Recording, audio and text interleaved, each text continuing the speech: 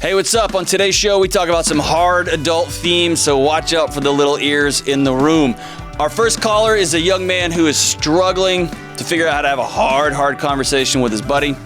We talked to a woman who found out that her husband's got a pornography addiction dating back years. And we talked to a awesome young woman who is coming out of a hard, broken relationship, and she's wondering how she can trust herself to find love again. Stay tuned.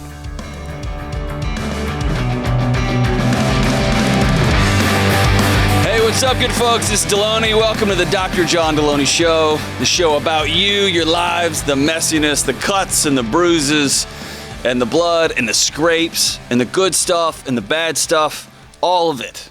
The anxiousness and the depression and the madness. How we become okay with what we see in the mirror. Here's the thing. If you're new to our band of ninjas, welcome along. We're so happy to have you. We are still figuring this out. We talk about everything on this show, from mental health challenges to family and relational IQ questions, schooling, education, what happened to my kids, addiction, infidelity, anything you can imagine. I love walking alongside folks as we figure it out together. I'm still figuring it out. I'm a dad. I'm a husband. I'm just a guy in my community trying to do the best I can to do right by myself and by my family and by my neighbors. And so we're all figuring it out together. Give me a call at 1-844-693-3291. That's 1-844-693-3291. And sometimes on the show, we talk about things that drive me crazy and annoying things. And just a little while ago in the office, I leaned my chair back and I said, hey, does anybody have anything that drives them crazy and that makes them annoyed? And so one awesome young woman, she said, when people show up to four-way stops and they get there before you, and then they just sit there and they just start waving at you. And she says, I get all confused and nervous and I start to go and then they go and I stop. And she's like, if people just follow the freaking rules, when you get to the four-way stop first, then you just go. It doesn't make you noble just to sit there for an extra 10 seconds and make somebody feel awkward. So that was kind of fun. One guy in the office said, it drives me crazy when I finally save up my willpower for a cheat day. This dude's all ripped and buff. He's way better looking than all of us. When he has a cheat day, he goes to the drive-thru to get a large fry.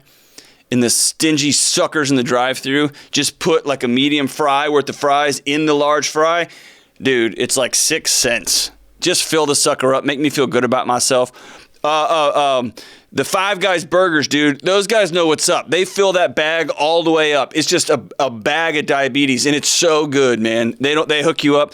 And then one guy named Tyler, he's like, you know what's annoying, Delony? You are annoying, Delony. To which Rachel, who runs all of our calendars, she goes, yeah, he's kind of right, Tyler. So there's a few annoying things from our neighbors here in my office. So give me a call, 1-844-693-3291, or go to johndelony.com/show. Fill out the form. It goes right to Kelly, and she will connect you with the show. And so, you know what? We got a lot to talk about today, but we're going to go straight to the calls. Let's get into the calls, and then we will talk as we go. So let's go to Charlie in Alexandria, Louisiana. Charlie, what's up, brother? How we doing? Doing good. How are you, John? Good. What's going on, man? Well, I've had a bit of a situation kind of fall into my lap. It's not something that, I asked for, but it's here, and I've got to deal with it concerning a good friend of mine. And I just was looking for some advice from you about how I approach him about the situation and how our friendship should move on from where it is now. Cool, man. So go on. What happened? Well, over this past summer, I found out from my fiance, who found out from his wife, that he had been soliciting sexually explicit pictures from many other women other than his wife, some of those including minors. Come on, why? Yeah. Man. Me and my fiance, we went to the police with it a couple days after we found out. Hey, can I just stop you right there and say, absolutely, I'm grateful for you, dude. Thank you to you and your fiance for being people of character and doing hard things. Good for you, man. That's awesome. Yeah, I'm super thankful for her. She really was cut and dry with this and was like, we need to go, and she. Well, you're marrying well, my friend. That tough decision. Hang on to her, man. That's a person of character that has zero tolerance for freaking evil people. All right, go ahead, brother. Sorry if I cut you off. Go ahead, man. So y'all went to the police. I know that was hard. It was uncomfortable. And then what happened? Well, since our information is basically secondhand, everything we know came from his wife. Right. There's nothing that's really been done about it. I mean, they took our statement, our report, and what happened, but as far as I know, nothing's been done with it. Okay. When did you make this report? This would have been back in June. It would have been back in June. Okay. So you made a report in June, and here you are just a few weeks into the new year. What's your question for me, man? So this is like one of my best friends. I was best man at his wedding. He was supposed to walk in my wedding, and we haven't addressed it, and I don't know how I should confront him about this. Dude, homie, you're his best man. You confront this by going and banging on his front door, and you have been invited and earned the right to put your finger in his chest and say, dude, what in the world is wrong with you? What are you doing? What has happened to your brain and your spirit? This is what best men are for, Charlie, is confrontation, and it's for accountability. That's why he asked you to be his best man, right? Right. And so you have a responsibility to get active. You did the right thing. You called the police, and that's the legal part of this. The friendship part of it, man, you are all up in his business about that. So, why is that hard for you? Why does that make you uncomfortable?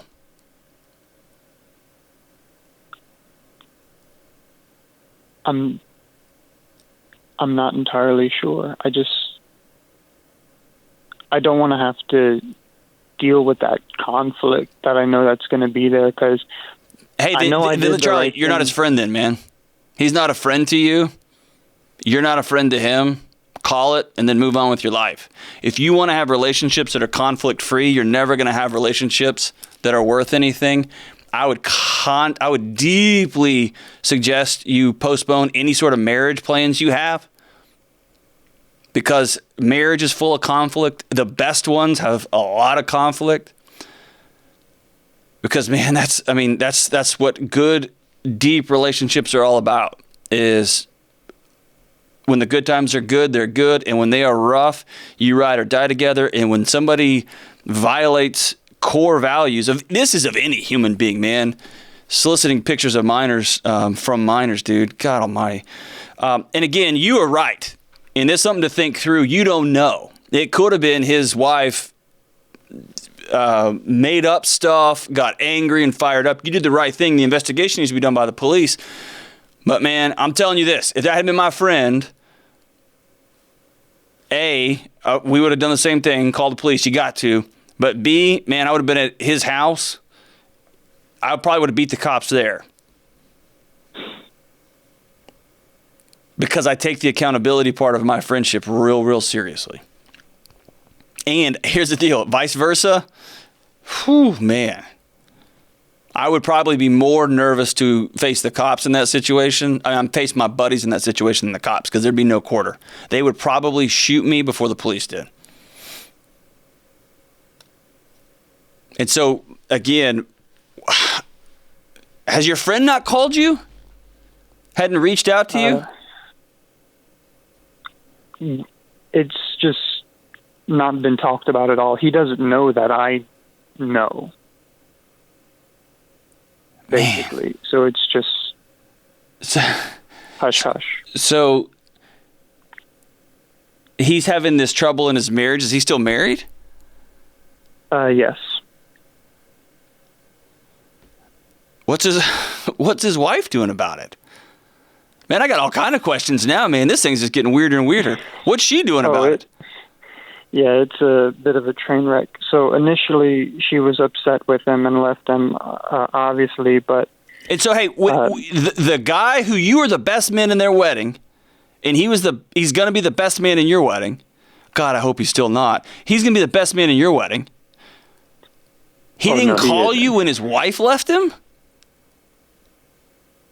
He did, and we talked. I had known that he's had an addiction with pornography before, and he had mentioned that as being part of it. But at this point, I had known, but he didn't come out with me with the deeper part of it. He didn't come out to me with that. All right, Charlie, brother. I know you called me to ask me what to do with your friend, and I'm turning this around on you. Your friends, I mean, if somebody's soliciting minors for nude photos from them, that's a class of person that we don't even need to discuss any further on this show. I think we all will be in agreement on that. And if you're listening to the show and you're not in agreement on that, like, no, that's cool, bro, don't ever listen to the show again. Just find something else to listen to because you're an idiot. But I think we're all in agreement on that, right? All right. So the problem here in this situation, Charlie, is you. And I'm telling you that because I love you. But if you've got a best friend on planet Earth that you feel this uncomfortable about calling them out on something this big, they're not your friend, man. Either that or you have some deep character challenges that you're going to have to work through. Because you owe it to yourself. You owe it to the kids he was getting involved with. You owe it to your future partner. You owe it to him. Man, if someone has entrusted you with their friendship, that's both good and bad. It's hard conversations and good conversations. And I've been the recipient of some hard truths in my life from men who are close to me and women. Good friends. And it has been ugly and painful and hard. And almost every single time it's been a gift that I couldn't calculate how valuable that gift was. But what you need to do is call your friend and say, man, I haven't been honest with you. I've known about this for a long time. I called the cops on you, dude. And here's the thing. If it's not true, if it didn't happen, then the cops aren't going to find anything. And since 95% or whatever the crazy number is of people in this country look at pornography, the cops are going to roll their eyes. If he did, they do an investigation, then he's going to get busted, and he should. Okay, it's that simple. But you owe it to your friend who was the best man in your wedding and who was so close to you, you were going to have him in your wedding. You owe it to him to call him and be upfront with him and to confront, to hold accountable. And in that process, man, you're with him, right? We don't abandon our friends, not like that. But we don't gloss over it and just be like, oh, sweet, dude, cool, bro. No, man. Charlie, you got to step up here. Or he's not your friend, and you got to just walk away and let that sucker ride. But, man, we've got to have friends, guys and gals. We got to have friends. And that doesn't mean just people who surround us with good things that make us smell like flowers and roses, but who will tell us hard truths about ourselves, who will show up at our front door when we need help, and it will show up at our front door to put a size 12 boot in our face, right in my mouth, right in my teeth. And, man, maybe I'm just a lucky guy, man, that I've got friends that will do that for me. But, Charlie, you need to be that guy. If anybody out there has great close friends and they're like, I don't want to have that conflict, have the conflict, man. That's what you're supposed to do. All right, I'm just going to go on. Thanks for the call, Charlie. Hey, here's the deal. Have this conversation, Charlie, and then call me back because I want to know how it goes. It's probably not going to go well, but that's a good thing. This kind of conversation can't go well. But let me know how it goes. All right, let's go to Candace in Fort Collins, Colorado. Candace, what's going on? How can I help? Hey, Dr. Delony. So a few weeks ago, I found out about my husband's porn addiction, that he's been keeping a secret for our entire relationship. How long have y'all been together? Married for 3, together for 6. Okay. He has been addicted since he was 12. Okay. And I just want to know how to establish trust going forward and how to help him overcome this addiction. So one, I'm sorry that you just discovered this. How'd you figure it out? How'd you discover it? I actually had a dream about it, and I confronted him about my dream, and he was like, "What the heck?" and came clean about everything. Yeah, because he realized, oh, God, I'm married to a sorcerer. This is not going to end well for me, right? So Yeah. you had a dream, and you just thought, well, I think my husband's got some addiction challenges, and then you just asked him about it, and he's like, uh-oh, busted. I didn't believe the dream. Like, I thought it was just a random dream, but I was like, hey, I had this dream. It's kind of weird. And then Wow. It came true. So how'd the conversation go? Tell me about how that conversation went. He at first kind of like made it seem like it wasn't as much of a big deal. Like, he was kind of denying it at first, but then he eventually just started. I don't know.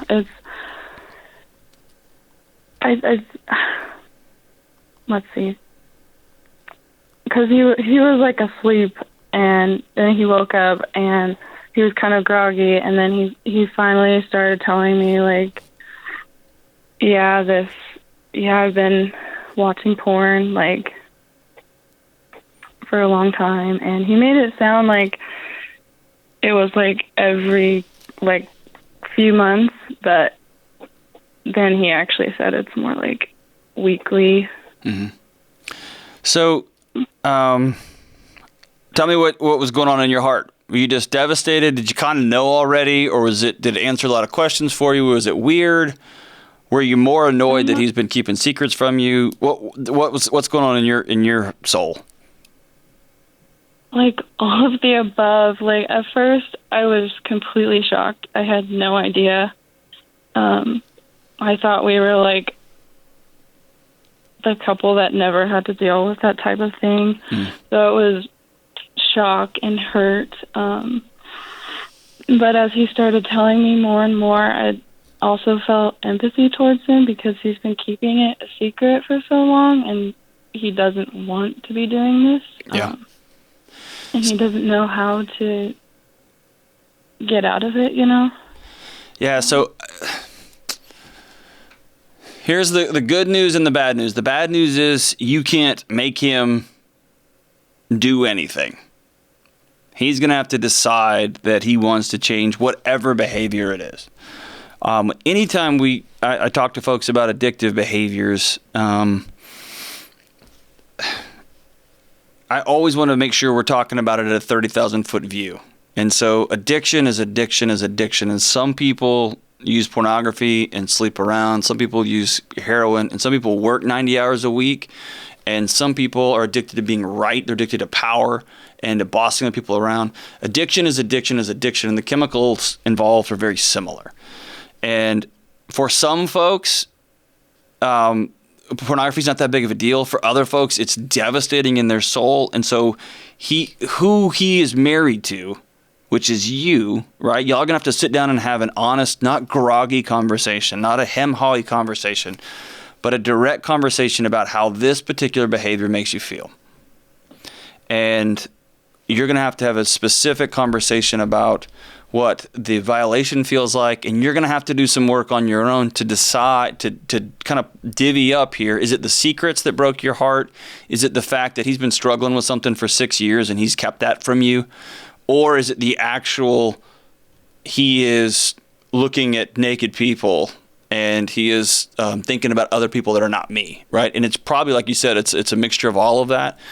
What I'll tell you is, it's been my experience that the deepest pain underneath all those layers is the deception and the fact that you weren't worthy enough to be trusted with a hurt he had, especially for that long, right? That's hard. Is that overcomable? For sure. 1,000,000,000% yes. Okay. what you're going to have to do is be honest with him about your feelings, and even if it's not all parsed out at the beginning, if it's a jumbled mess, still sit down and be honest with him. And you may have already done this. If you haven't, please take the time to write out how you feel. Get all those feelings down so that you can see them laid out. They're in an order. And then I want you to draw your boundaries pretty firmly. Here's what I won't accept in my house. Here's what I won't tolerate in the house. And here's who I expect the man that I'm married to be. And then he's going to have to make some decisions. And this can be a challenging thing, and this can be a not challenging thing. This could be just some hard decisions he's got to make, and then y'all are going to work together. And then this is just going to be a story. This is just going to be a footnote in the history of your relationship moving forward. And so I don't want to undermine it, and I don't want to over-sensationalize it. I want to get right direct in the middle of it and deal with it directly. Does that make sense? Yeah, it does. What I'll tell you is tiptoeing around, holding him hostage with you, right? Addiction at the end of the day is a connection disorder, right? It is people trying to fill voids, relational voids with stuff, with things, with other chemical processes that are cheap chemical substitutes for the chemicals we get when we are connected with other people.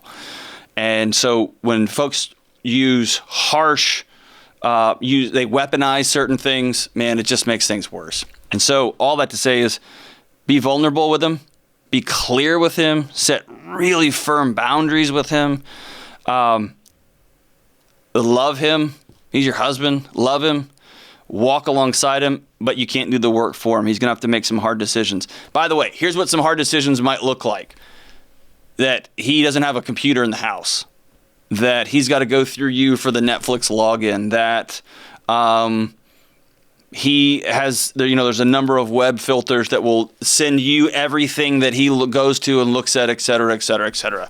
That you've got unfettered access to his phone. It's going to depend on how serious he is about taking care of himself, okay, and keeping your relationship in a good, healthy place. And then you may, as part of this vulnerability conversation, he may talk to you about some things that he struggled with you over the last 6 or 7 years. And y'all will have to be able to hear that and heal your relationship from the floor up, right? And so this is a 360-degree conversation moving forward, but all you can control is you. You can't do the hard work for him. But I do want you to keep the light on in this relationship, man, because there's a lot of hope at the end of this thing, okay? Okay, yeah. So you've known him for 6 years.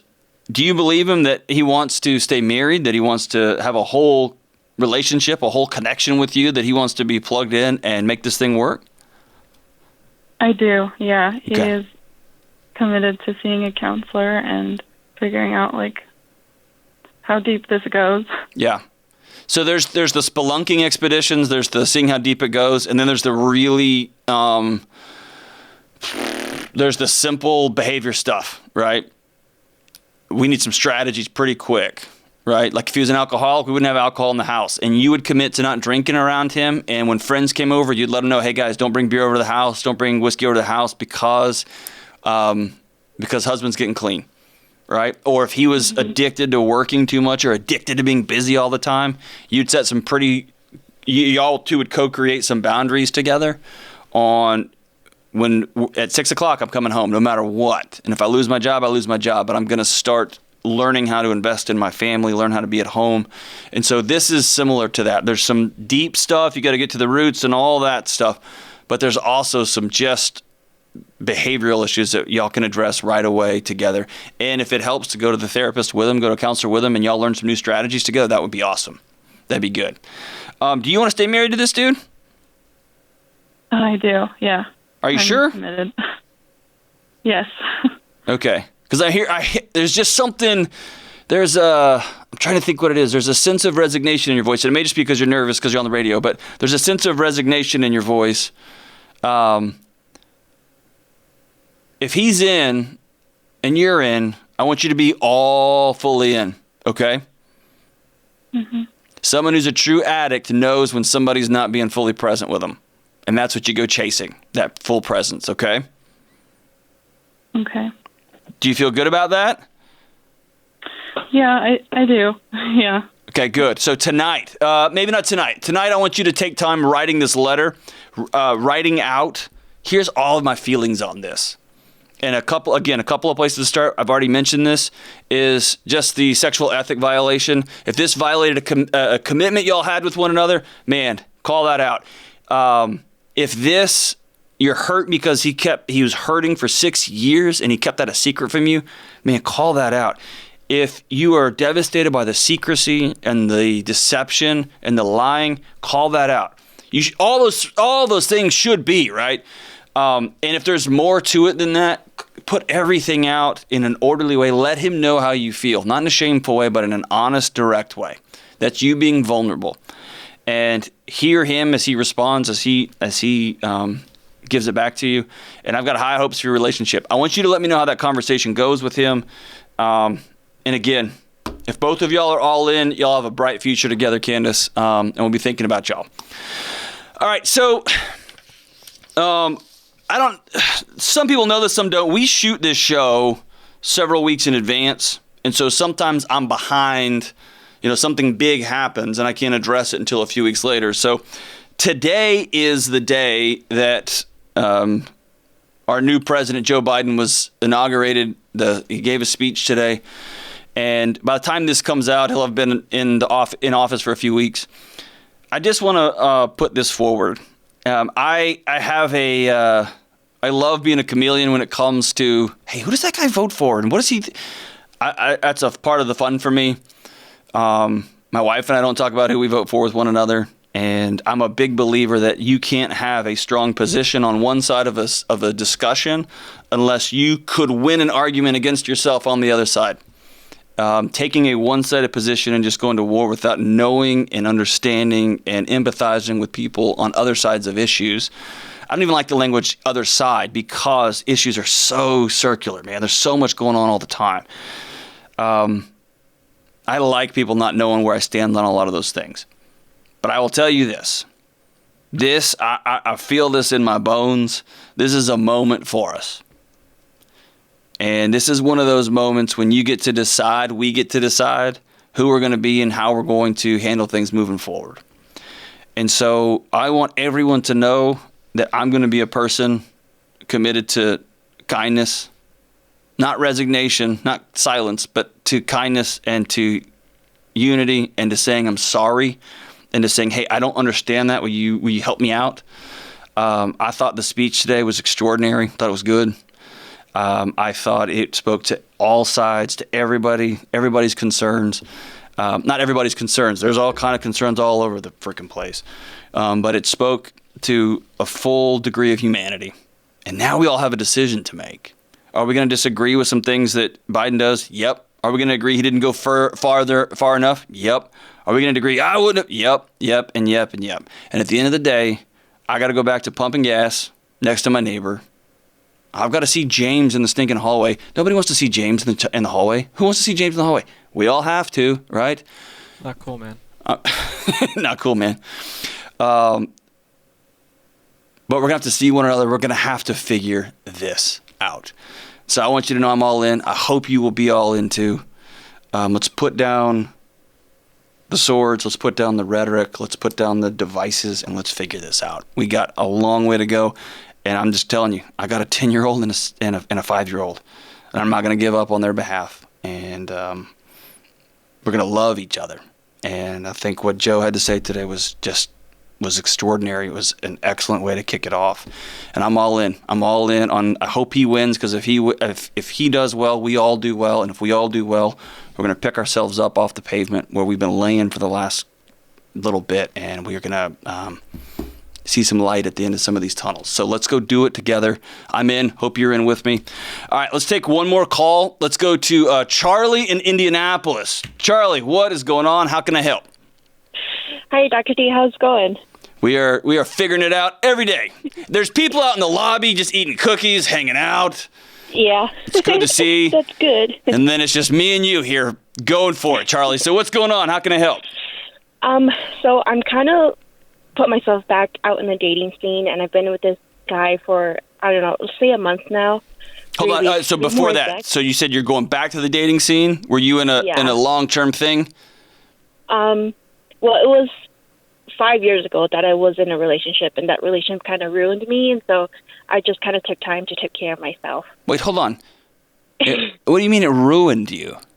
I don't like that language. That makes me like, you're not ruined. You're awesome. Why did it ruin you?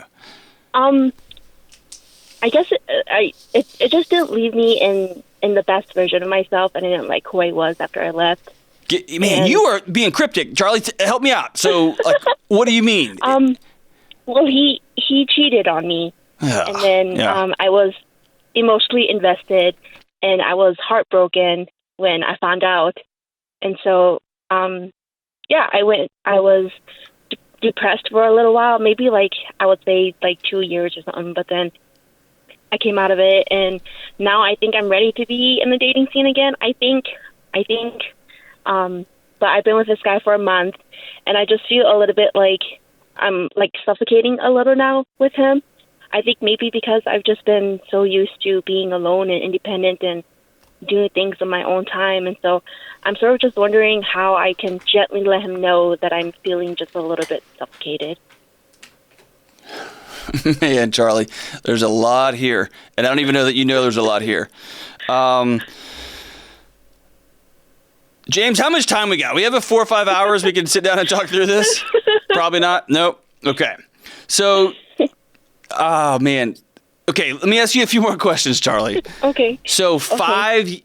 5 years ago, y'all broke up, or y'all were together for 5 years, and then you found some stuff out about him. He was cheating on you, and you were all invested, and it just rattled you to your core, and you didn't like some things about you. I'm just going to infer maybe you made some behavioral decisions. You did some things that you're like, man, that's not me, or you reacted in some ways, it's just not me. And now you're coming out of it, and you're ready to get back into it, and you're back into it, and you're like, oh, this is not the dude. Is that where we're at? Yeah, I think so, kind of. So give me an example of something when you say, it just wasn't me. What did you do that you look back and go, oh, geez Louise, that was not me? But it was you. But that's not me. But it was you, but you know what I mean? Yeah. I think one major difference after that is I just noticed that I kept to myself a lot more. I'm usually a person that likes to go out and interact with people and meet new people, and so after that I was just home a lot, sitting in the corner of a room. Oh man. Okay. Yeah, and and that was just pretty much it. And my closest friends and family, they noticed that and they pulled me out of it gracefully. And so I think I'm in a good spot now. And with this new guy, I want to give the good parts of me to him, but then I'm just a little bit afraid maybe that because he's so good to me that it's just too good to be, I don't know, too good to be true maybe. Okay, so that was going to be my first question. Is this dude just lame? No, he's amazing actually. He's really good. He's vulnerable with his feelings, which was something that I was looking for. He makes me a priority, which is nothing I've ever had before. And he's just overall good. And so I don't know if I'm actually feeling suffocated or if I'm just worried that I'm gonna become emotionally invested again and then get hurt again. Burn again. Yeah. Okay, so now I've got a much clearer picture. Okay. Okay. So I'm gonna tell you a couple of things about your heart and your brain that is hopefully will give you some peace. Okay. Okay. Number one, you got hurt bad. Is that right? Yeah, it was pretty bad. Okay. So I want you to know that it's brave that you even say that out loud. Good for you. Okay. You got roasted. You got burned. Okay. And that hurts. And when we get hurt, then our brain remembers that pain. Especially deep violations of connected relationships. It's why childhood trauma, when parents abuse their kids or parents neglect their kids, that trauma stays with us forever.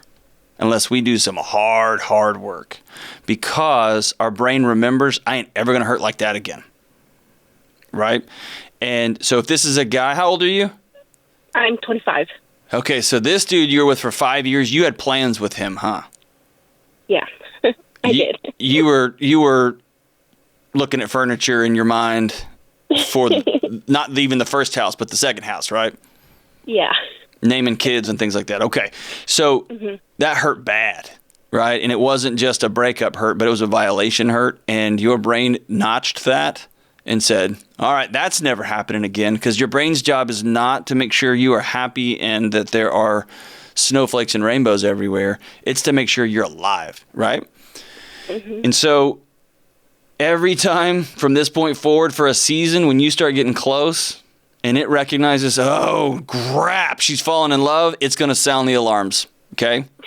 Okay. Because it's assuming, hey, you forgot what happened last time? Genius. We're not doing this again, right? So every time you feel that that suffocation feeling, that tightness in your chest, that it's too good to be true, that just smile and understand that your brain's just trying to take care of you. Okay? It's just trying to love you the best way it knows how, and our brains are sometimes really incredible and sometimes they're blunt instruments, okay? Okay. And sometimes you may even need to go, hey, thank you for taking care of me. I've got it. I appreciate you. Okay? Here's the second thing. When people get cheated on, especially in a long-term relationship, there's the obvious pain. I lost this relationship. There's the pain of betrayal. Sometimes often people stay together and they have to learn how to love again. They've got to learn how to trust again. And they have to build something new. What people often don't talk about when someone gets cheated on, when someone betrays somebody else like this, is that you lose trust in yourself. You lose trust in Charlie's judgment because you didn't see this coming. You were all in. Had you known, had you seen this coming, you would have protected yourself, and you missed it, right? And I'm not saying this is your fault. I'm just saying here's the narrative that goes in our minds. How could I have not seen that? And then you may even start rewinding the history of your relationship and you start realizing, I did know. I saw that and I didn't want to see it. I saw that. I saw him hide his phone. I saw this. I saw that. And I blocked it out of my mind. I didn't want to see it. And then you start beating yourself up. But there's this loss of trust in yourself, right? And you sound like someone who is super lucky that you've worked hard to cultivate awesome friends around you. Is that right? You got a good squad that runs with you? Yes, they always tell me straight up what's wrong with me. Oh, that's so good, man. That's a gift that, man, nurture that forever. Friends are everything. But here's what you have to do. You have to learn to trust yourself again.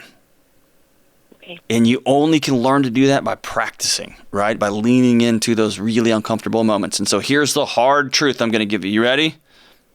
Yeah, I'm ready. This guy may be incredible. You may have had a disastrous, heartbreaking relationship, and you may be ready to get back on the horse or back in the wagon. I don't know any non-West Texas references here. Back on the Harley. I don't know what happens in Indianapolis, but whatever. But you may be ready to get back on, and then the first rattle out of the bag, the first game, he's the one, right? You're 25, you found him, and it's going to be it forever. Or, Charlie, he may cheat on you. He may suck. And here's why I'm telling you that. I'm not telling you that to be mean. I'm telling you this. All relationships, 100% of them are a risk. They're a risk. They're scary. And that's what makes them hard, and that's what makes them so incredibly important for us. And so you're going to have to lean into that risk. You're going to have to lean into that unknown. You're going to have to let your brain know, hey, I know this could happen again. I'm going to take the lessons that I learned last time. I'm going to be open and vulnerable with this new guy. And it turns out he's a dweeb. He's a dork, man. Then I'm out, right? And listen to your body. If you're like, dude, you're just suffocating me, man. Quit texting me, weirdo. Then tell him that, right? You can tell him. Okay. If you start thinking, this guy's incredible, I'm not ready yet, let him know that. And you don't have to be ready. You know whose timetable you're on? Nobody's. Just yours. Okay. Okay?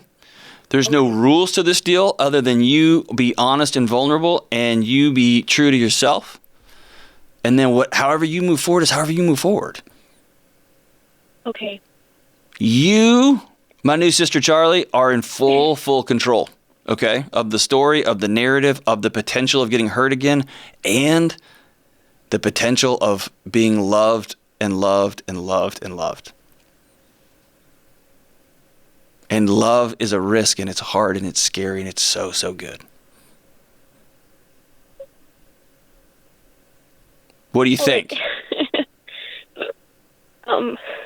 No crying on my show, Charlie.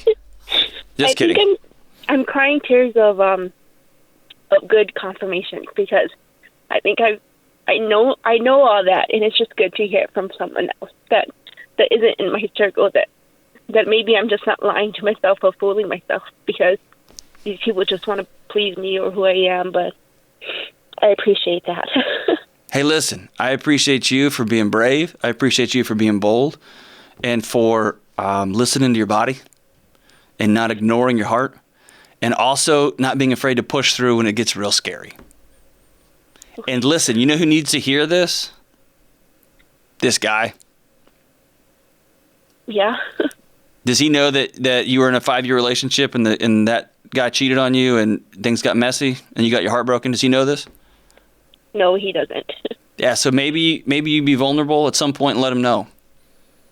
Okay. I want you, you know what I mean? Think of it this way. If one time you were training for a marathon and you stepped off the curb accidentally and broke your ankle, and then you just spent a season not running because you got to let your leg heal, and then you went to rehab, and then you started jogging around the block, and then you joined a runner's group, you'd probably let them know, hey, listen, I'm going to do the best I can with what I've got. I've got to get back in shape. This whole thing's new, and I don't trust my new leg yet, my rehabbed ankle yet. I'm going to have to build some trust in it. And some people in that group are like, well, forget you, bro. I'm taking off. I'm getting my super marathon time. But a big chunk of that group would be like, sweet, you run with us. Right? Okay.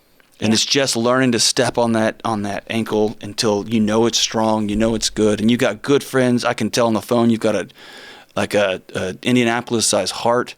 I don't even know how big that is. I was going to say Texas-sized heart, but I don't know you that well. But you have an Indianapolis-sized heart.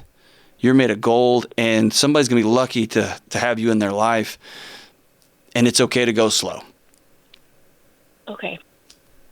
And I'll tell you this, you have blessed me today, Charlie. I appreciate you calling and being vulnerable. And trust your heart and trust your body, trust your friends, and most importantly, trust you. All right, so as we wrap up today's show, man, I was thumbing through some old, I have these awesome devices that I listen to music on called CDs. You should have seen James's face when I asked him, hey, will you burn this song onto an MP3 and burn it onto a CD? And he looked at me like, hey, man, can I borrow your horse for the weekend so I can ride to the marketplace? I still listen to CDs. I don't have one of those fancy wires in my truck CD player and my truck radio, whatever. And I was going through my CDs over the weekend, and man, I found this old song. This is one of the best songs ever written of all time. And I listened to it on repeat over and over. Look it up on Spotify. It's incredible. By the way, we made a Spotify playlist. It's the John Delony playlist. You can go to it. It's official. It's got the songs from the show on it. Some of them I've not put in there because they weren't great. But most of them are all in there. This is one of the greatest songs of all time. It's by one of my favorite singer-songwriters. Her name is Erin McCowan. And this is from her Distillation record back in 2000. And the name of the song is called Fast As I Can. And she writes, tonight woke I in a strange bedfellow strange.